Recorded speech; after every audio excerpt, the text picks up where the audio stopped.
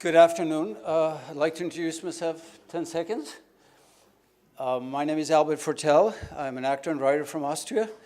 I originally started out as a lawyer. I have a law degree from the University of Vienna, where then I spent about 2.5 or maybe 3 days in a law firm.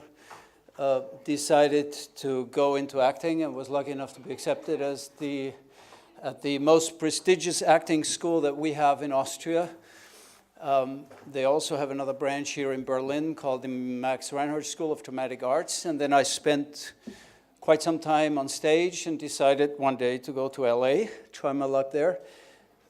Ended up spending 12 years in LA, being the only actor there, so it was easy to find work. Now, some people say there is a certain similarity with Robert Redford that I have. My problem with this is very simple. I wish some people would say to Robert Redford, there's a certain similarity with Albert Fortell, then I really would have made it. But still, I was able to start working over there, which after about 1.5 years, a pretty tough time. So I got honored by entering the Screen Actors Guild because of the work, which is extremely difficult for European, especially actor, when you start there. Great, there is no title, so I can talk about anything I want. No, but basically, I just want to lose a few words about globalization of culture in respect to my profession as an actor, and I started later on also to write a few plays and scripts for television mainly, and the connection that there probably is to my profession. Now, I don't want to get into any theoretical details. Globalization, what does that mean? It means everything and nothing. I guess we're talking about basically big entities like Europe, maybe Africa, whatever, the States, Russia, China. What is more interesting to me is what means culture. There are tons of definitions. We have a digital culture, a T-shirt culture, we have a Jesus culture, we have a whatever kinds of culture. So everybody understands something different. There is one definition that I kind of like, and I'm trying to find a few definitions that kind of tend towards my profession. One would be the ideas, customs, and social behavior of a particular people or society. Why do I choose this, for example? Well, because it has to do with the way I, as an actor, try to interpret a script, a role, a part. Because, of course, I am part of a, whatever that means now, European society.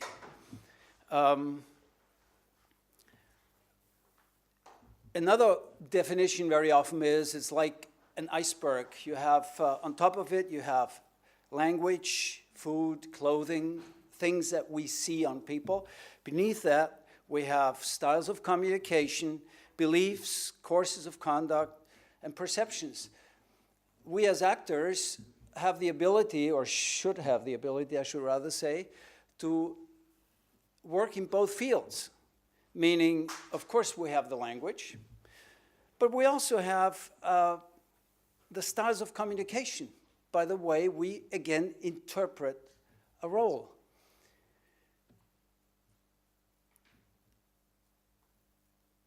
There's another definition, which is a very simple one, which I like best almost. Culture is communication, and communication is culture. Because this comes very close to what I do professionally.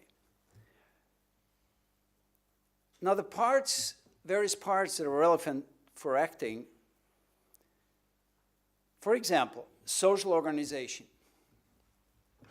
You know, we organize ourselves in societies, but that's not really relevant for my profession as an actor and writer. Religion. Is religion relevant? I don't think so, unless, and that it's quite interesting. I'll give you an example. Unless you play a very specific part, and some of you probably have seen Mel Gibson's The Passion of Christ. Who has seen it by accident? Okay. The actor who portrays Christ, it was an unbelievable strong, I mean, whether you are Christian or not, I mean, it was just an unbelievable strong movie, unbelievable. And the actor James Caviezel said in an interview, I could have never played that part if I wouldn't be a strong believer. So there are maybe moments where even religious have to do with our personal feelings. I guess every good actor could play a role as such, but there is a difference if you are convinced and probably a follower of this specific religion. Customs and traditions. What do you think? They have to do with acting? Say something. Well, it's not just my speech. You may. Yes. Yes. Now, we do have a problem here. We all know that, especially in the movie business, there's one huge country, nation, that's the US. And I'm not criticizing this. Don't misunderstand me, since I've lived there for 12 years. Obviously, they have the money, they have the possibilities to provide us with great pictures with a lot of money in them. I think I should leave. They're switching off the lights now. But on the other hand, money is important, and they also produce a lot of very, very good movies, not necessarily always blockbusters. But still, me as an actor, what can I contribute? When I worked in LA, I was up for a part in Dynasty at that time. Then I finally got a part after those long 1.5 years in a TV series with Robert Wagner. The problem is, as a European actor, I have a different approach to American actors. Although I watch a lot of television, I prefer to go more in depth reading a script. And the more stupid a script is, the more I'm trying to find moments to make it a little bit less, let's call it silly and not stupid. So maybe that is a different approach that I, as a European actor, would have towards some American actors, not all, of course. I heard very often doing castings over there that there is a certain amount of charm that we Europeans have. Maybe that's true. Possible that it has to do with my upbringing in Austria, city of waltz, with a special society there. I don't know. I heard that a couple of times. So there is definitely a bridge to my upbringing and to my acting. Of course I can play, I don't know, a mercenary somewhere else, going to Africa and doing this, but there will be always some part of me and some part of my background in there. There is no way I can get around. And mentioning this, I do believe, to a certain extent, with a lot of criticism to global trade and all this, I have a problem, and I don't think it's very advisable to have a global culture. Why? Because when I go to Africa, or at a film festival over here, I want to see African actors with maybe African topics that interest me and watch them how they perform. An Italian actor, even in Europe, staying in Europe, performs differently than I would perform. They use a lot of, they use their hands a lot, and it's a different temper there. So this interests me. I'm not so much in this multicultural, everything works with everything.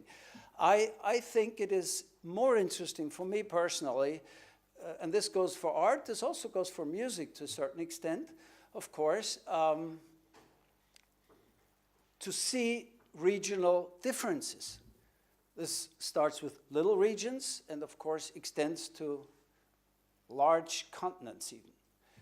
So I think we have to be a little bit careful and stick with our traditions, what the art is concerned, which doesn't mean that when I write a script, of course, very often you present it to people and they say, well, we have to have this element in there and this element and that element, and you spend 8 hours talking about 2 lines that they want to change and all this. And there is a strong perception of what American TV series are, and that people want to watch them, and they want to watch something similar over here, although it's a German or Austrian or whatever screenplay that you write, TV play. So there's always a fight, bringing in your own local ideas versus, the big perception that we all know going to a movie. So these are all problems, of course, and it starts from clothing. It depends, what do you think? Do I want to clothe like everybody else for a certain part, or do I look for specific clothes that are probably different? So as an actor, I'm able to bring my culture, sneak it in there, as I sometimes say. It's a question, of course, we have a director telling us things, and we have another script, and there are all kinds of people involved in this business. But anyway, there are chances, and I think that we should use these chances. As a writer, sometimes, I don't write too often, sorry, I don't have, I have a problem sitting long hours in front of a computer, let's put it that way. But as a writer, it's the same thing. Try to be local in a certain way, but still for a market that probably, at least in Europe, will be sold to Italy, to France, because television, today, of course, they buy television series all over Europe, especially German series, Austrian series. Usually we have co-productions. So as a writer, that's important too. What can I bring into that matter? At the end, and I'm finishing there, and maybe you have questions, so, because I'm a little bit the exotic person here next to our musician friend, not being a politician. Let me give you an example as a writer now. You have, a plane is late. You have a German guy coming up explaining, and he says, let's say in English with a German accent, he comes up and says, I have to be there on time, so why is the plane late? I want to be on time. There is no problem, I want to be on time. Get me a plane. Something like that, maybe. You have an Englishman who starts, excuse me, sir, is there any reason why the plane is late? And do I have a chance to possibly be on time? Do you think it is possible? And then you might have an Italian that you write his lines for. Something like, I am sorry, I'm usually a very punctual person. It is very important for me to be there on time. And yes, it's not always important, but very important. And is there any way to find out when the plane will leave? Because usually being an Italian, I hate to be unpunctually. Of course, nobody would believe him. He couldn't care less. So I'm just making this up quickly now. But as a writer, these are the things that are important, Sorry, it's a little bit hard to me about what's happening in Africa, for that matter, because it's a big continent, and I'm sure there are lots of differences there as well. So, thank you very much for your attention. If you have any questions, anybody wants to get into acting?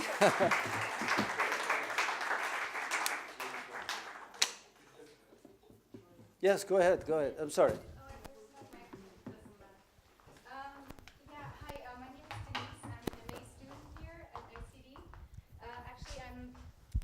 I'm an actress as well. I'm from Germany, but I lived in LA for a couple of years, so it's really interesting listening to your experience. But my question is more like the way, like US, American TV and films, do they still shape culture, or is it more? I don't want to sound too negative, but is it helping in a way, or is it more slandering culture in a way? What's your opinion? That's a very good question, and I'll tell you why. Because, of course, it's been shaping us, since many years. Think of all the big American movies, and especially television now.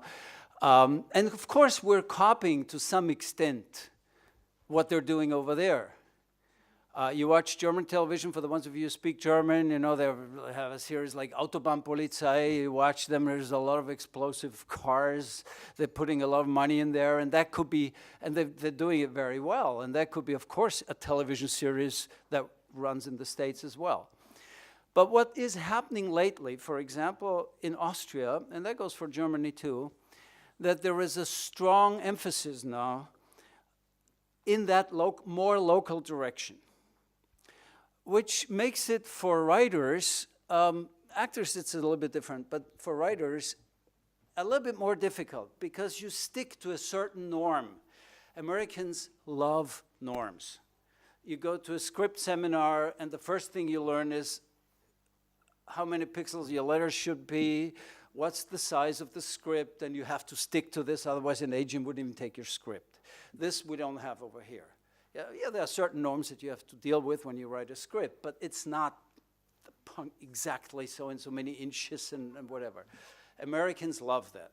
So certain things we took over, we're taking over, we have to take over, but there is a stronger influence, especially Germany, Austria for that matter, to deal with local actors more, sometimes even in more local accents as well.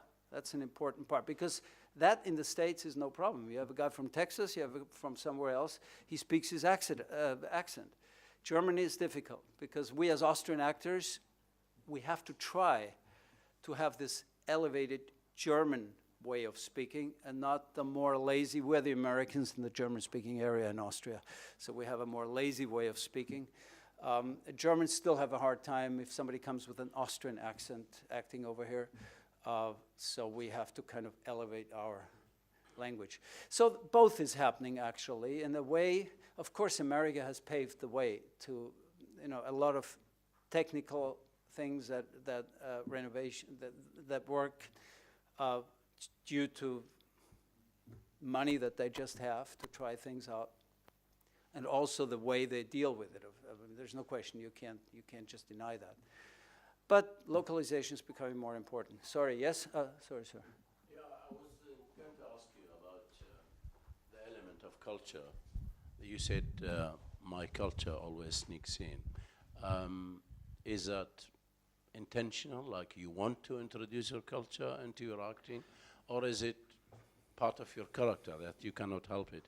And is there any example that you can give, if possible? Thank you very much.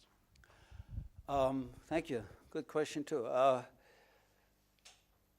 Well, there's this old discussion when critics talk about actors that they say, well, he just plays himself. He's a great actor, but you know, his diversity is not very big. He plays himself. What does that mean? Well, it means that you're capable within your range, your character, that you play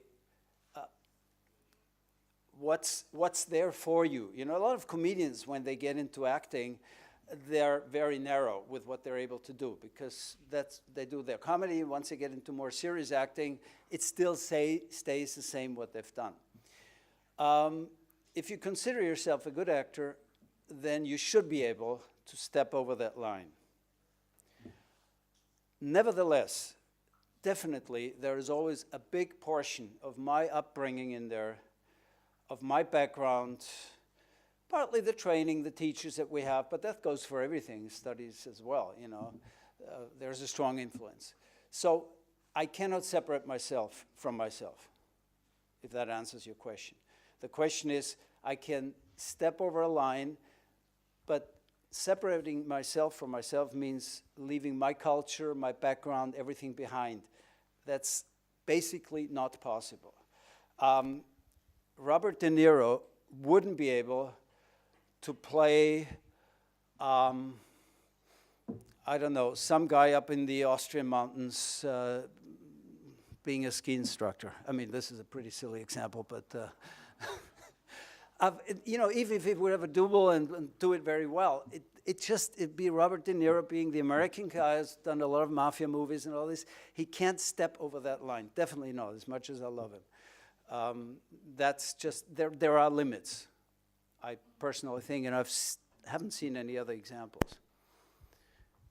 So it is like part of the character of the actor. Yes, Because we sure. presume that an actor can really change his character depending on the role he plays. Yes, you can. I've played, for many years, I've played the nice guys, the lovers. I'm 65 now, so the older you get, the less you play the lovers anymore. So finally, I found a director many years ago. I did a series here, some of you probably know it, in Germany, called Rosenheim Cops, and he said, we want you to play the murderer. The station ZDF, in that case, they didn't want to, because they said, well, he's always played the nice guys and the lovers, so he can't play the killer, the murderer. But the director believed in me and said, yes, he can do it, and of course I could do it. I played maybe the guy who didn't look like one in the first place, but then he became really nasty at the end, so it was believable. Yes, you can do that, but I don't think I could play parts that probably would be cast with some mid-American farmer,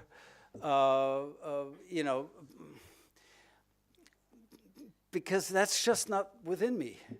No matter how well the script is written, yes, I could try, but I think I will reach a line that I can't step over, because it's my cultural background.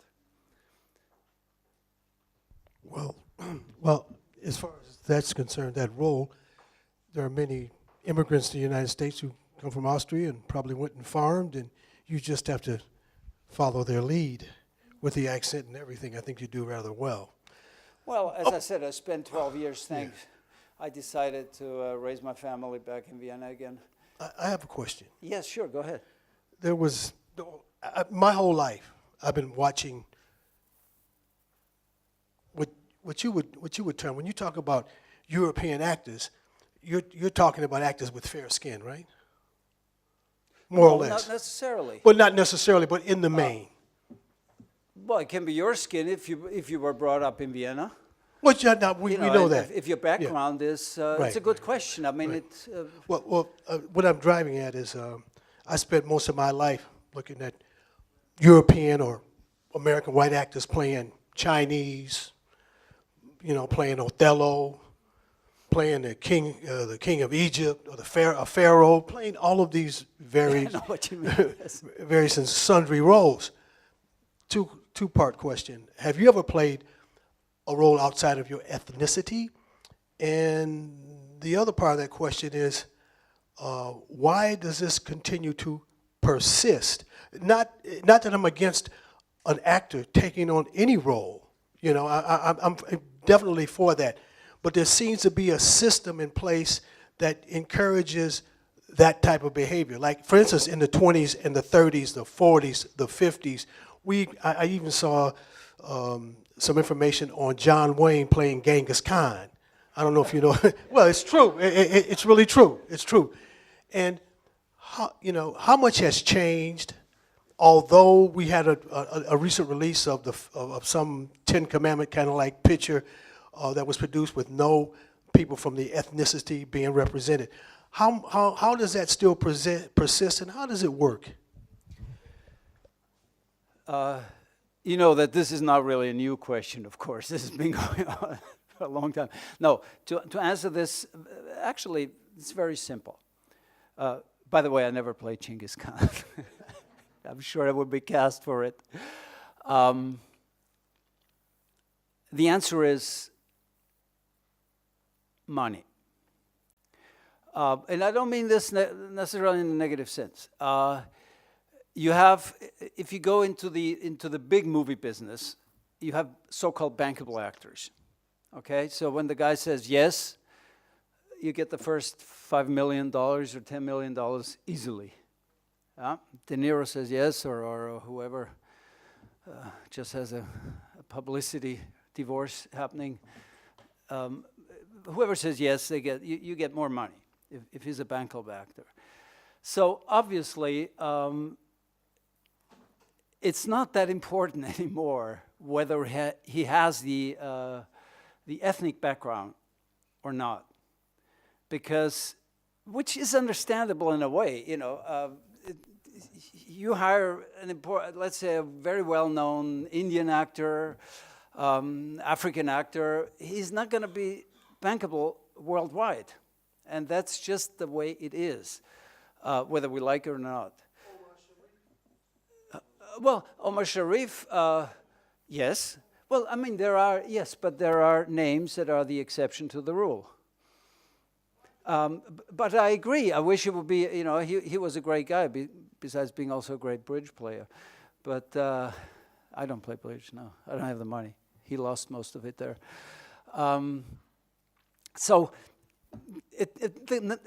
But look at big Black American actors.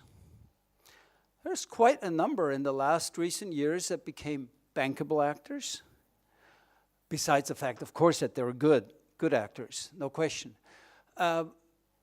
Playing characters that, you know, that I'm sure they choose what they're doing. I don't think you can, you know, just pay them enough and they play everything. So I think there is a change, but definitely.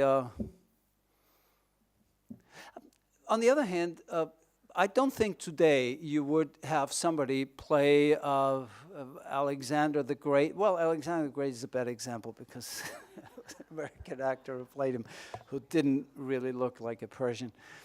But I'm sure they would try to find an actor, a bankable actor with a more ethnic background. I mean, 40, 50 years ago, it was much different. You know, they couldn't care less. I think it is gradually changing, but it will take some time. Sorry, yes, ma'am.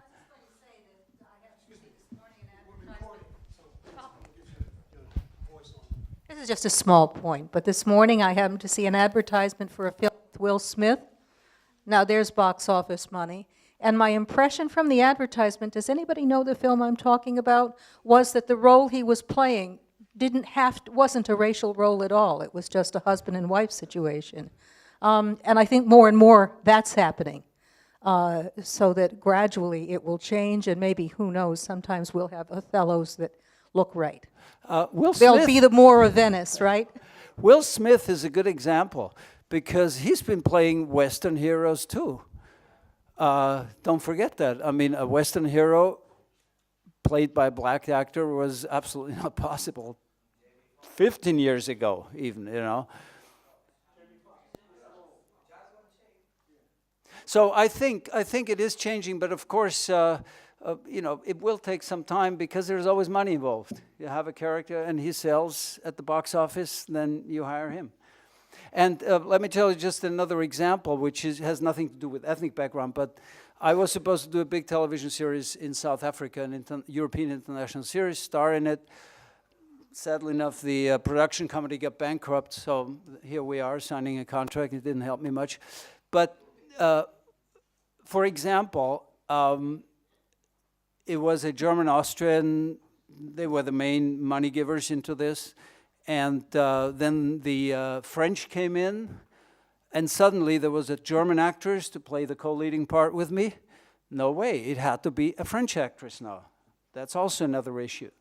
No matter how good, and suddenly the French left, and the British came in, money-wise, they put money in there. So I flew to London to do a casting with a British leading lady on my side. So that is also something. You might have somebody who might fit, even from the ethnical background. In that case, definitely was no South African actor. They've hired some already, but they would have played smaller parts because it was important who has more money in the project. So that's also a part. I'm sorry, yes? Albert, as always, you're too popular. Let's maybe a final question, and then you guys are going to be on a panel together, so we can actually, but let's maybe a final last one. One comment that's important for the audience, question of money. We are negotiating an agreement with America, with the United States, TTIP. Did you read it in the newspaper? That's all about culture, because our rules, our European rules of authors' rights, rights of executives, they are not properly dealt with in this. In the US, the financing of culture is private, totally private. In Europe, it's public, and that makes a difference. So you have much more financing in the US for film. You have millions of spectators. Very good point. And the yes. Europeans are buying the American films because they are cheaper. So we had once at UNESCO a debate. It was introduced by Canada. And it was the debate on cultural exception, introduced by France. That was to put pressure on the media to have French films at 50% of the presentations. And what happened? The media confirmed, but the good French films come if you cannot sleep during the night. And cheap American films come during the day. So we have to pay very well attention in these commercial agreements concerning this But question. one last point, Mark, then I'll be done. That was a very interesting, very necessary point. When I am still a member of the Screen Actors Guild because of the time over there. I get paid as an actor if you have a media market with 1,000 television sets that are running, and let's say there is a TV series, whether I'm up on screen, what is important that I am in this episode that is running. I'm sure you have seen this in MediaMarkt and everywhere, 500 flat screens. In the States, I get paid for this. Screen Actors Guild checks this. In Austria, for example, and ZDF Germany, ARD Germany, no way, they've even reduced that. Because, and that's in favor of the United States now, there is a much greater culture of also having, or giving actors and writers the chance to participate in the market. Over here, ZDF, and then I'm finished, Mark. ZDF started that originally you did, let's say you did a TV series, you had two possibilities. You got paid maybe a third more, and it was a buyout contract. Or you said, I get residuals if it works well, and I get paid less for the work that I'm doing right now, okay? This has changed. Now they're all buyout, and we get paid less. So there is no culture here. We always think in Europe that we have a culture. Writers, the same thing. A writer, because of course he is really the one who originated the story and everything, got paid 100% when it was repeated on television. And the second time a little bit less, and less, the more it was repeated, a little bit less. Today they're getting mainly, maybe 50%. So there is no culture in Europe for a culture like this. I'm talking about television, not theater. I've written for theater too, that's a different story. I think we should also look not just over there, but also look here what we do for our artists here, what copyright and all this is concerned. So, okay, Mark, I've been, as always. Well, thank you. Well, you're used to being popular, so in that sense, it's nothing new. But thank you again so much, Albert.